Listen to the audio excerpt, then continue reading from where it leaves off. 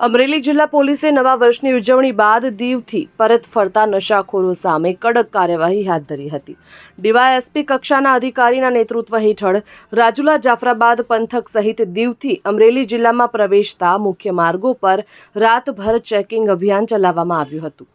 31મી ઉજવણી નિમિત્તે દીવમાં મોટી સંખ્યામાં લોકો નશો કરવા આવતા હોય છે। આ લોકો દીવમાંથી નશો કરીને ભાવનગર, અમરેલી, ગીર સોમનાથ સહિતના જિલ્લાઓમાં પ્રવેશતા હોવાથી અમરેલી જિલ્લા પોલીસે આવા નશાખોરો સામે સઘન ઝુંબેશ ચલાવી હતી।